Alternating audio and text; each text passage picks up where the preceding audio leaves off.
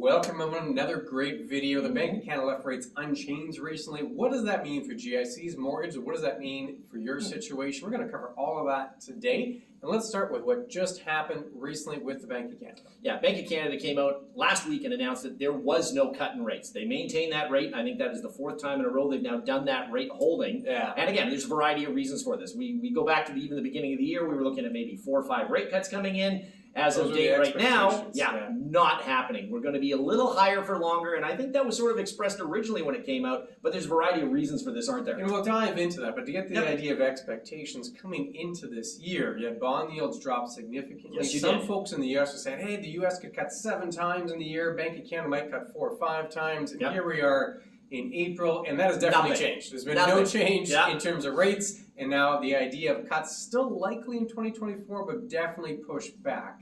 Down further in the line. Fewer cuts and then delayed cuts. The reason why is inflation. Yeah, inflation's been the biggest factor going forward. I mean, basically we knew coming in that, you go from 9 down to 3, that's really quick. It's great. But we're now at that point now where we've got sticky inflation. And that's the biggest factor. Trying to get from that 3 to 2% range. I mean, 1 to 3 is their overall barrier that they want to look at, but they really want 2%. So before they really start doing a lot of cutting, they want to see that inflation is coming down even more, and holding in that 3% range, especially with the economy still running fairly well, means that we may be on this for a little while longer yet. Yeah, and from the statement from the Bank of Canada, this is the most recent meeting, their statement, they actually say the bank expects CPI inflation, this is again Canadian numbers, to be close to 3% during the first half of this year, move to 2.5% second half 2024, and reach their target, 2% target, in 25. So they don't expect to get to that 2% range until next year.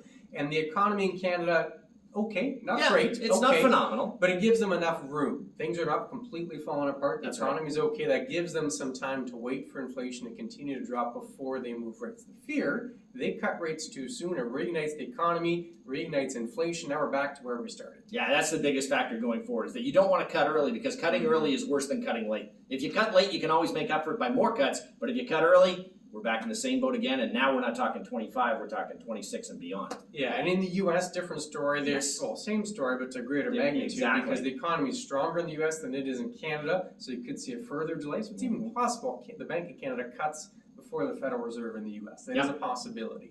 Now, we have to talk about the bond market, because the bond market is very large. Most investors know about stocks, but bonds are much larger than the stock market, and that's actually gives you some insight into what people are expecting for rate cuts. Yeah, and what we've seen recently is that, as Clint mentioned earlier, we saw that initial huge drop in yields going down to 2023, but all of a sudden in 2024, over the last little while, we've started to see those rates go back up again, and it's because of the sticky inflation and things along that line. And what does that do? That'll influence the GIC market. That'll influence mortgage rates. So if we thought these were all going down tomorrow, doesn't look like that's happening immediately. Yeah, so the banks, the credit unions, they actually set a lot of their rates based on the bond market, not necessarily the Bank of Canada, but the bond market. And the bond market, you had a big drop in yields in 23, end of 2023. And then since the start of this year, the opposite. You've actually seen them start going up. And then since the bank meeting recently, they've been going up even further. So you've seen that kind of bounce back in the bond yields. And then a peculiar item here, it's a rare event, but sometimes the short-term rates are actually higher than the long-term rates, what we call an inversion. It's been that way for a while, the last couple of years, and you see that reflected, happens on the bond market, but you see it reflected with the 1-year GIC being the highest, for example. Yeah, and that's the biggest factor we've seen, is that inverted yield. And a lot of that has to deal with the fact that the reason it is inverted is because a lot of people do not believe that these interest rates are going to stay for a longer period of time, should I say. They're looking, a year from now, maybe we'll cut a full percent, you'll start seeing it back to a normalized yield curve. Now, we've had this, though, for 2 years going forward, because we've had that anticipation that rate cuts have been coming, but we haven't seen them yet. So until we start to get more of a normalized, let's cut rates, you're probably going to have that inverted yield curve for a little while longer. Yeah, so a normal situation, what we're calling a normalized yield curve, is when the 1-year rate, you get some kind of percentage, but then the 2-year rate's a little better, and the 5-year rate's the best. Well, we're in the opposite situation right now, because bond markets are expecting people to cut. So they're saying, well, the 1-year eventually is going to come down, and the 5-year will eventually be the higher rate, but it'll take time to get there.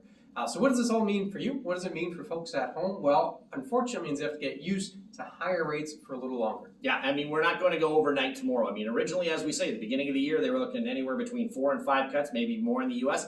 With this sticky inflation, though, you're going to see these rates holding on. Now, the Bank of Canada may deal with it in June, but it may be pushed off to July or even September. As for the US, you're probably looking now closer to the end of the year as opposed to the middle of the year as to what you're going to get. So you're going to have that 1-year GIC rate higher. You're going to have those mortgage rates higher for a little bit longer yet, and that can have an influence on how you do things and how the economy grows going forward. Yeah, and lots of folks have questions on this or any other part of the financial plan. We're happy to help out, so Yes, please we are. do reach out, chatwithclintonkevin.com, part of our website. Fill in the form, comes right to us. No robots here. We actually reply to all the emails that come in. So please Personally, do reach out, chatwithclintonkevin.com. And for folks, I'll put this on the screen. You already mentioned it, the Yeah. schedule for the Bank of Canada. Some folks saying that June, July meetings when they're going to cut. Others saying, no, it's going to be September, October. I'm not sure, kind of 50-50. It Yeah. could happen in the end of spring, summer, or perhaps in the fall, but probably going to happen before the U.S. I That's would the say so. expectation just based on the Canadian economy. If you're liking this video, we got lots of others, specifically one with the Adam Buss yes. on how to handle mortgages when rates rise. That's floating on the screen somewhere. Click on that. We'll see you again very soon. Take care.